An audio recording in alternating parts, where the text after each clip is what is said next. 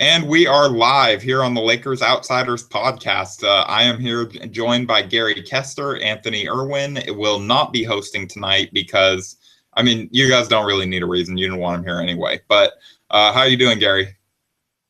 Not too bad, not too bad.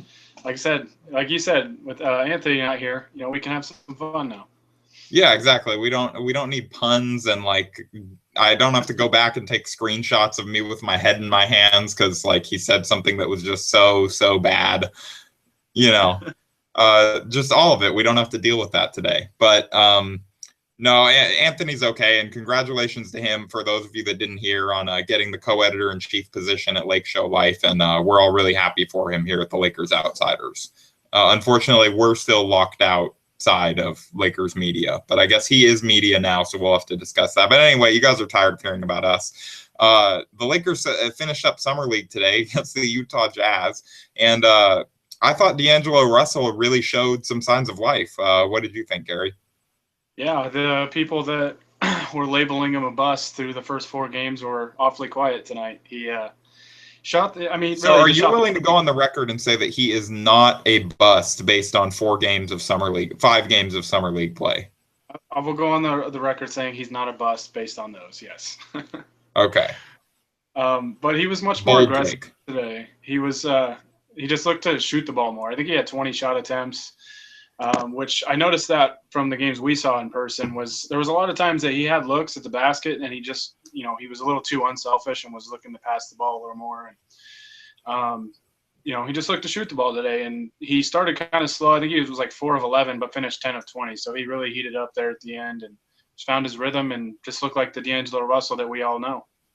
Yeah, I was doing short form coverage for Silver Screen and Roll, and it's at one point I was about to yell at my TV like, "Damn it, D'Angelo, stop hitting shots!" I can't keep up with continuing to vine these. But no, it's a good problem to have. So this team has even though they went what I think it was 1-4, right?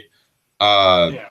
They're still honestly, other than the Knicks game, I was more entertained by most of these games than I was by any Lakers regular season game last year. Yeah, the intrigue was there with all the young talent and everything. This was just such a reminder that coaching is so vital when you have young talent that, we all thought that they were going to be probably favorites to win this whole thing, and they ended up winning one game. So yeah, instead we have Mark Madsen nearly in tears after they were eliminated from the Summer League playoffs, saying, "This one's on me, guys. This one's on me." Just oh man, he let the team down. Hey, you gotta give Madsen credit. He may not have the systematic chops and the rotations down for coaching and stuff like that yet, but at least he's taking the blame for it. So we don't have to just go out of our way to continue to point out how bad he is compared to what he's saying, like we did with Scott last year. Yeah. And Madsen, that's just how he is. He's so competitive. That's how he was as a player, man. The guy, from a skill standpoint, wasn't very good as an NBA player, but he just outworked everybody and was just super competitive. And it's kind of how he is as a coach, as far as philosophical ways. And he's a smart guy. He's a great quote too. I realized quickly that any reporter who was doing a column on a certain player would just, during Madsen's availability, just go "So Mark, what did you think of insert player X?" And he'd be like, "Hard worker, great hustle, good jump shot, and future NBA superstar." Just start listing superlatives about a guy. He's a great quote. But his coaching this Summer League left something to be desired. But anyway, focusing back on the game today, D'Angelo Russell I thought was really good. I thought Julius Randle was pretty good too. I thought it was honestly it was the first game this Summer League that all three of we were calling them the big three. We need a better name for that. But the Lakers' 3 core young guys all played well at the same time. Yeah, well, I thought the entire starting 5 played really well. Yeah, we didn't get our first bench points till I think early in the fourth quarter, or maybe late in the third. Actually, you're right about that. Yeah, so the starting 5 played really well. Tarik Black quietly had a really, really nice game. He had a double-double. I think he had 16 and 10.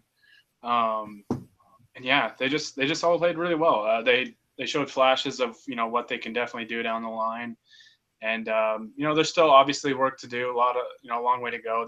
They're all young, and but it was really encouraging. Even though they lost, the last couple of games have been really really encouraging. Yeah, it's like we've been saying, they're 19. So these guys are like 19, 20 years old, a lot of them, and Yeah, it's going to be a work in it's just a young team. It's a work in progress. yeah. But with that being said, speaking of really young guys, Robert Upshaw. I mean, how surprised were you at how little he played during summer league? That was really strange. I mean, I knew like his conditioning was a factor. It wasn't, it's definitely not the greatest, Yeah, but it seemed like I don't know how many minutes he played, but it seemed like he probably played like less than 10 minutes tonight. He just didn't yeah, get a lot I of, definitely. yeah, like the last couple games. I don't know. I mean, it was like once that report that they agreed to a 2-year deal with him, it was like they didn't play him very much. I don't know what's going on with that. Maybe they just didn't want him to get hurt or something like that. I have no idea. Yeah, it But was strange situation. I don't know that I don't know that we'll really understand it. There might be something going on behind the scenes there. You never yeah, know. Yeah, maybe he has like some type of minor injury or something that they just don't really feel the need to disclose for summer league or whatever it is. Or they just don't think his conditioning's up to par and they want him to watch Tarek Black and like learn from a professional, I guess. Um, yeah, that could be it. Maybe they just wanted to, get some more minutes for guys like Nance and Tarek Black and I mean, could be a number of things. I don't think it's like a huge deal. It's just kind of a really odd thing yeah, to see. it was just puzzling. Yeah. So now we've touched on like a number of the players on the roster and kind of how people played today, and they lost to the Jazz, but this was their consolation game. They were going home anyway. It was encouraging to see them fight as hard as they did at the end to try and get that win, even though I mean, really they had nothing to play for other than competitiveness. Yeah. But so like with all that said, what would you say, let's do it like this. What would you say is your number one positive that you take away from summer league, and what's one thing that maybe has you a little bit worried? Well, I mean, the positive on the court was just you could see flashes of brilliance from, I mean, like the young core guys. Like, I mean, obviously they, weren't consistent, but youth is a big factor with that. But they flash the things that they're so good at and so gifted with, with Randall like getting to the basket and using his size, and Russell's passing, and Clarkson doing a little bit of everything. They flash those abilities, and you can just tell like if they're able to get it together, just piece everything together consistently down the line, that they could all be really good players. And that was the biggest thing on the court for me. And then with us being there for the first 4 or 5 days of summer league, just the Laker fans. We talked about this on one of the podcasts in Vegas, but the fans were incredible, setting attendance records. And I mean, there were so many Laker fans there. It was awesome. Las Vegas basically was a Laker town for, over the weekend and into the early parts of this week. Yeah, definitely. So I'd say probably my biggest positive was like I'd agree with you. I think that it was really it was not only the competitiveness of the young guys shows, but that the young guys showed, but it was their overall character. And not only were they competitive and they were trying to win every game, even though they weren't successful at that, but they really, you could tell they really cared. And some guys in summer league, especially like rookies on guaranteed deals, may not care as much about that. They may not take it as seriously, and they were really taking the results seriously. They weren't willing to just chalk it up to learning or growing pains or whatever. They really wanted to win those games. And then they also seemed to have good team chemistry. Like I was telling you guys, we saw tonight D'Angelo Russell again bust into the post-game media scrum and ask the important questions. This time he was asking Jordan Clarkson why he messed up that lob pass in the first game. So like these guys, they seem to legitimately like each other, and it seems like a young core. Jordan Clarkson was saying on TWC or no, it was Julius Randle saying on Time Warner Cable Sportsnet during the pregame to Mike Trudell that he really has become good friends with D'Angelo Russell. And so stuff like that is good to hear. It's like a young core that fits together not only positionally, but personality-wise. And the thing that like worried me a little bit was like Randall's lack of rhythm a little bit. Now that's to be expected, I guess, after not playing in so long. But it's like kind of, my boss, Drew Garrison, was saying kind of all weekend. It's like we were saying, oh, he doesn't have, he's just out of rhythm last summer league and like during the preseason. And then we're saying it again this year. And he seemed to really bounce back in the last couple games. But it's still something, it's definitely something to keep an eye on, his finishing ability.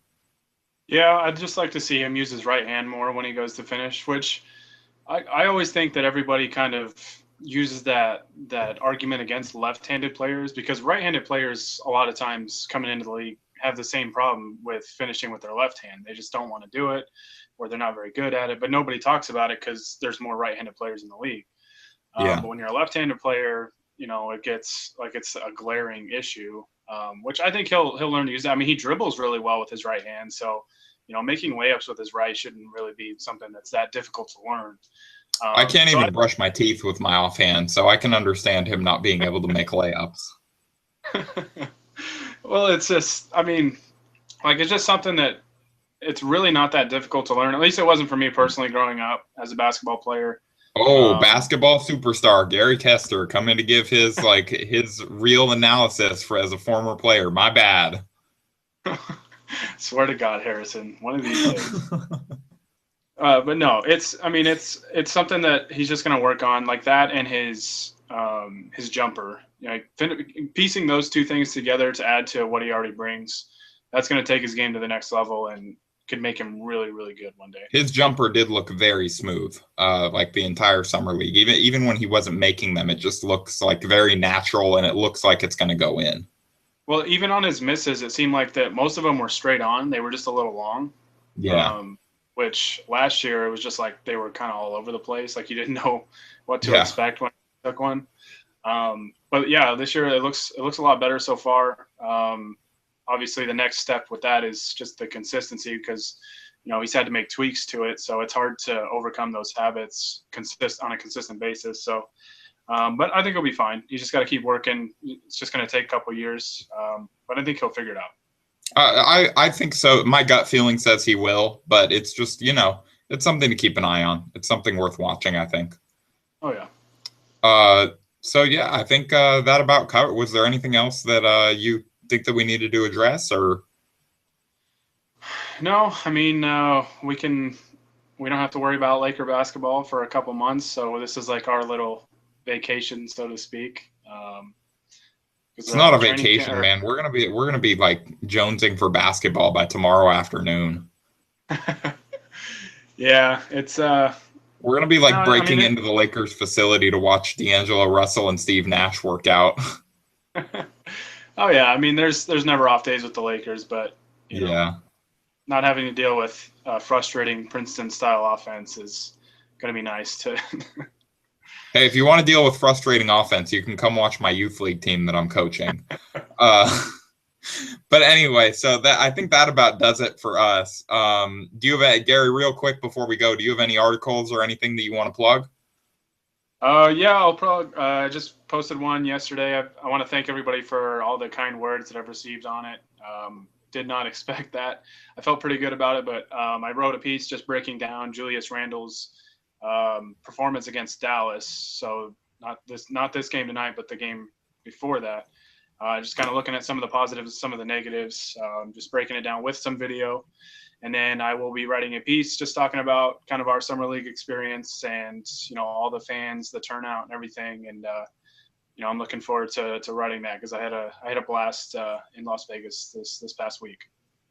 Yeah, I think the whole event was just awesome. It was like as good as I could have pictured it, other than the results, but it was still just like so much fun.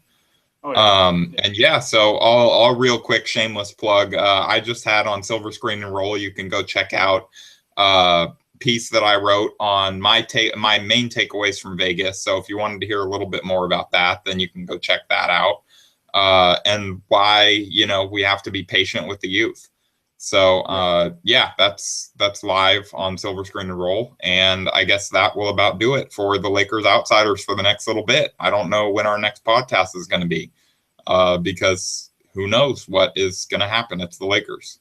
So this is Harrison Fagan, and I was happy to have Gary Kester with me today, and we are signing off. Thanks, Gary. Thanks.